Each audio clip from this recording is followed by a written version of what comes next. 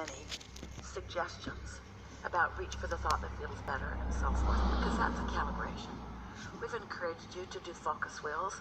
That's a calibration. We've encouraged you, when you feel good, to get on a rampage of appreciation so that you really calibrate to what feels good.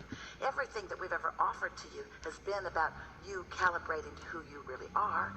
And of course, before you can calibrate to that note, to that vibration, you've got to first know that it exists. Do you? Do you know that you came forth from source and that that source part of you is still there, offering a signal to which you can calibrate? Because if you can accept that, then everything else is easy for you. But if you haven't accepted that, then you are most likely, like most humans, calibrating to the loudest vibration in the room. That's what mobs are. Calibrating to the loudest vibration in the room. And sometimes you get confused because if you haven't beforehand taken the time to calibrate to your highest frequency, then the loudest note in the room will call you to it. And that's all right, because as you get called to it, you have a feeling sensations, and this is what we really want you to know. You may accept it just because we say it. You may accept it because you knew it before we said it. You may accept it because nothing else makes sense to you. You may accept this. We want you to come to accept this. You are source energy, and a part of you is here in this physical body. And the strongest calibration, the strongest signal that you are, is one of pure love. One of knowing well-being, one of loving self, and one of loving others. But that love word is so overused and so misunderstood that it's maybe not even the best word to use. The God word doesn't work either, because so many of you think so many things about those things. So we don't want you to calibrate to a word. We want you to calibrate to a feeling. And we want you to do your best to decide that feeling good is a good thing. That feeling good is a good thing. So, what we're talking about incessantly is identifying a vibration, a desired one, and then isolating it by focusing on it and not other stuff. And in doing so, eventually calibrating to that frequency. And now, what's happened is you are one with you. Now, what's the benefit of being one with you, with who you really are? You've been around a long time.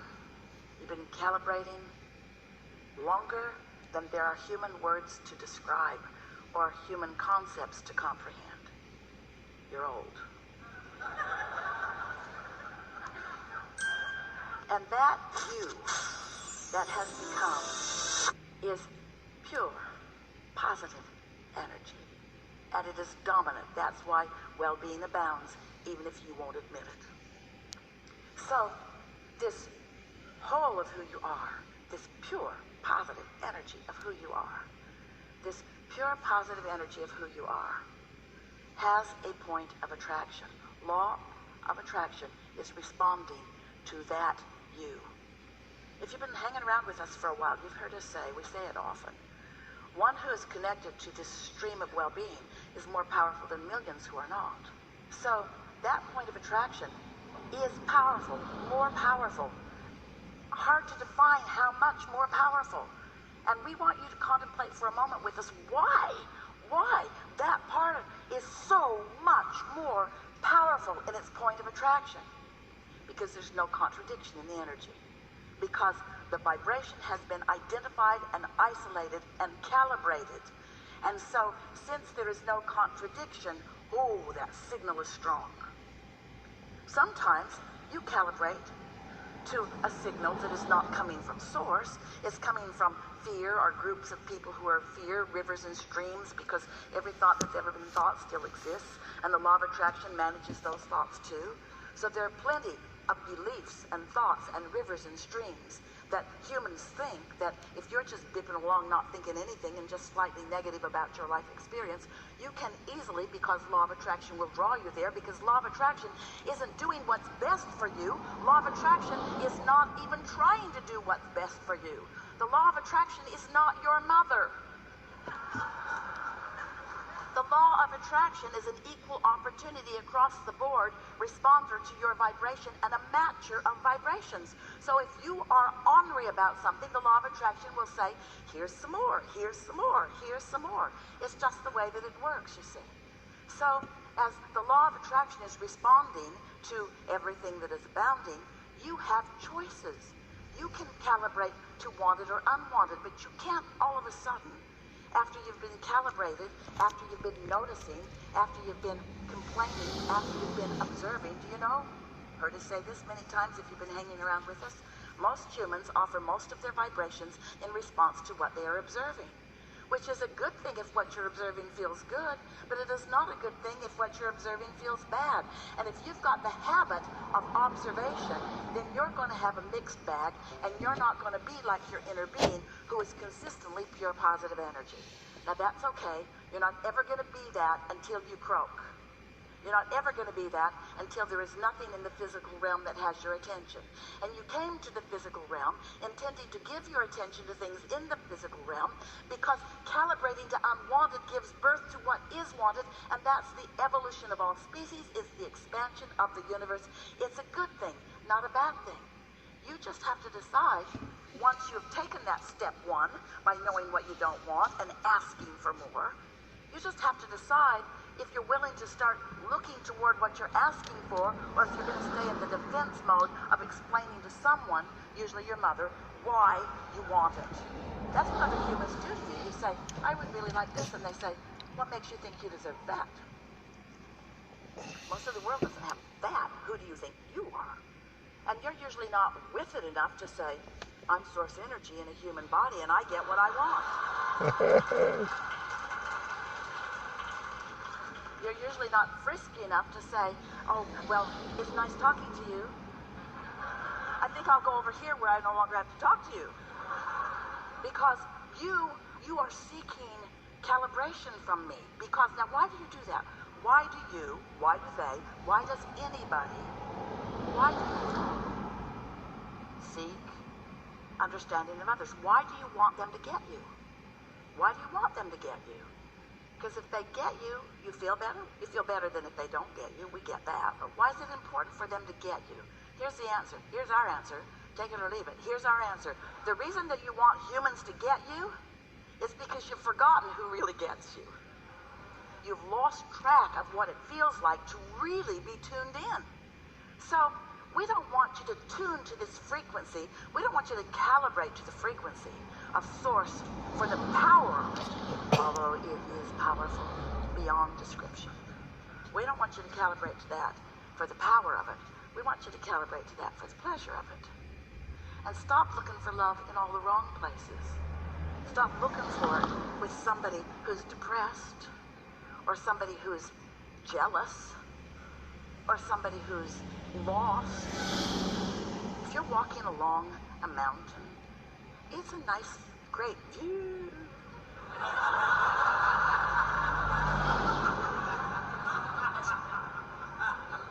And you're not feeling all that stable. And there are a couple of people with you. One, clumsy and dumb. Chances are that person's going to walk right off the cliff and not even know it. And then there's somebody else, sure-footed and stable, paying attention. Which one would you be glad was walking close to you? And we're just saying, your inner being, your source, is not just walking close to you, is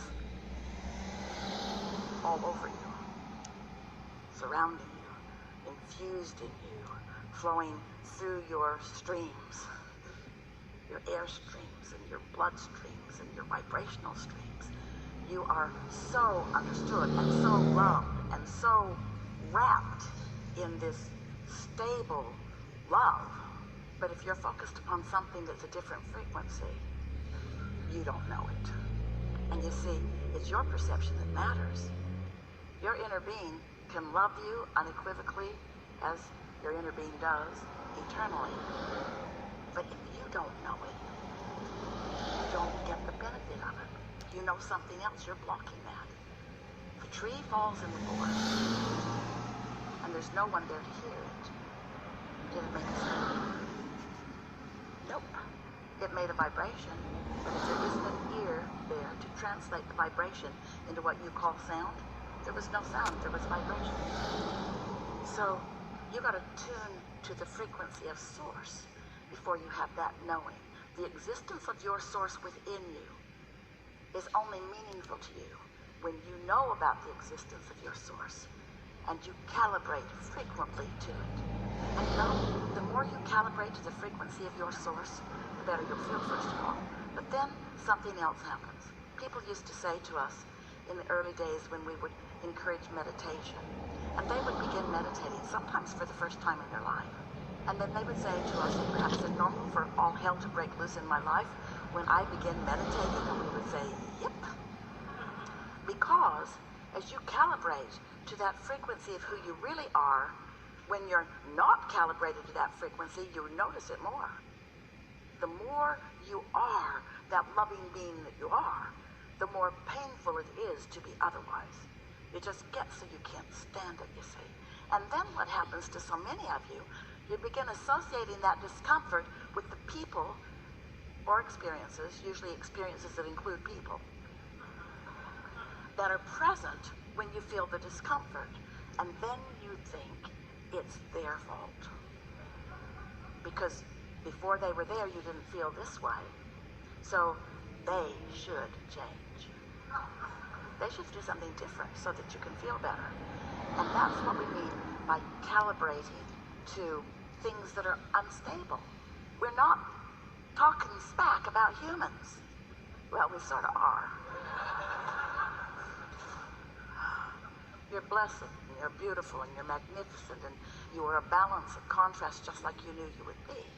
So let's go back to this business of when you see something that you like and you focus on it, it feels so good. But then when you see something that you don't like and you focus on it, it feels so bad.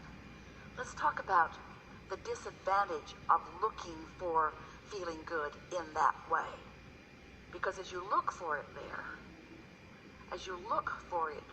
and find it, now you're holding that person responsible to hold you in their gaze. They got to be stable. So you're not giving them the opportunity to have their own expansion. You're not giving them the opportunity to calibrate. You're saying, get calibrated and focus on me because I only have the ability to get my juices from you. And it's not long before you resent them for a number of reasons. First of all, they don't have the ability to only focus on you. And then you feel like something that has been tethered that isn't. And next of all, they can never provide the satisfaction that you will feel when you hook into who you really are. So, love them, but don't need them.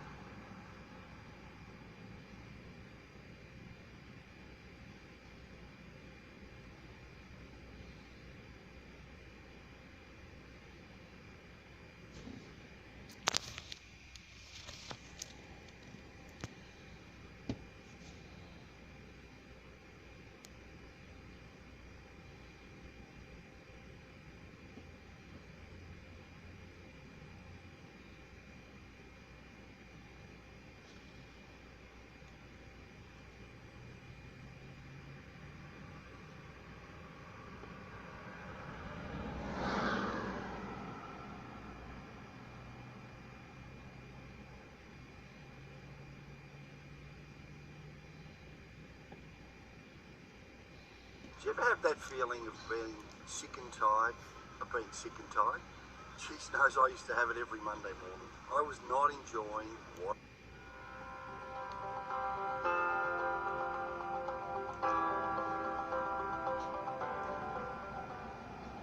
Came all the way here today after a very long journey of climbing through myself, out of my childhood, through my adulthood, into this new piece that I found.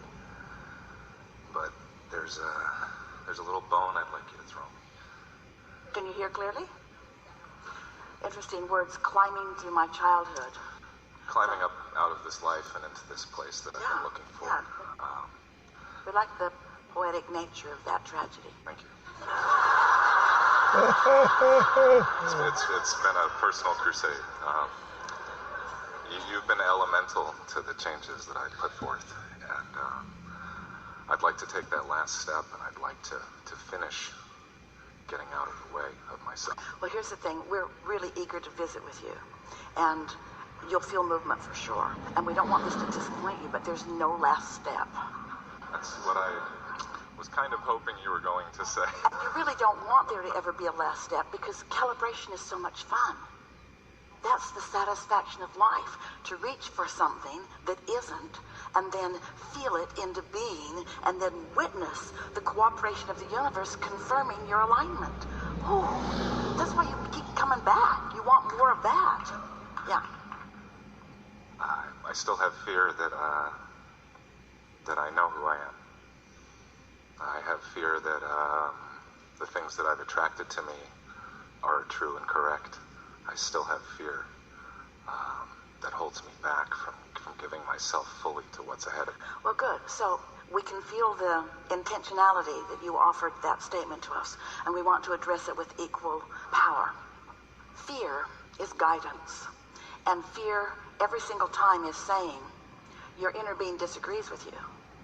So what you just said is, I have strong beliefs about myself that my inner being disagrees with. That's what you just said. Who do you think we're going to side with? Who do you think we think is right? I think in the end we're talking to the same person. So when you feel fear, it's those things you've picked up along your physical trail that seemed real, that you didn't want to be real, that you don't want to be real, that keep being real. And it's hard to deny what manifests. But you got to understand that the thing that prevents you from moving to who you really are and what you really want is looking at what is. What is the enemy of more. Your memory is really hard on future. And so those like you, who like to think, who like to ponder, who like to consider, who like to evaluate, who just can't stop it, you make it harder on yourself than it needs to be. But that same trait of focusing, which is the creative tool. The focus is the creative tool. So it will serve you or not serve you, but it's the same tool. It's like you can build a house with a hammer, you can tear a house down with a hammer. Same tool. Not the best analogy, but actually it's a terrible analogy. Never use it again. But you get the point. And so, No more excuses. well, what is an excuse anyway? So far it's been a reason not to move forward. But, you see, just because you're articulating a vibrational propensity with words, we want to get right to the heart of something. We want to say, let's coin a new word together, a new phrase together, vibrational excuse. It's a vibrational excuse. Because you've got vibrational excuses whether you say them out loud or not. How many times are you in a situation where you really want to say something but you hold back? That's a new skill I've learned. For politeness, it's not a skill, it's a curse. Because it's a lie. And because it confuses things. And because it makes you believe in words instead of in vibration. A vibrational excuse is just a vibration that contradicts desire. A vibrational excuse isn't an excuse, a rather clearly formed ball of resistance. I've gathered this up and I use it anytime I need it to explain why what I really want hasn't come about yet. It's just a habit of thought, so just diffuse it. A belief is just a thought I continue to think. But be nice to yourself when you say that. A belief is just a thought that the law of attraction continues to bring to me, because the law of attraction, bugger that it is responding to my vibration. In other words, law of attraction is the reason that beliefs continue to be perpetuated. So you have to start at some general place where it's easier to let go of the pieces that don't fit. Do you know, a specific excuse is much more problematic than a general one. Because a general excuse is younger, it's newer, it doesn't have the momentum.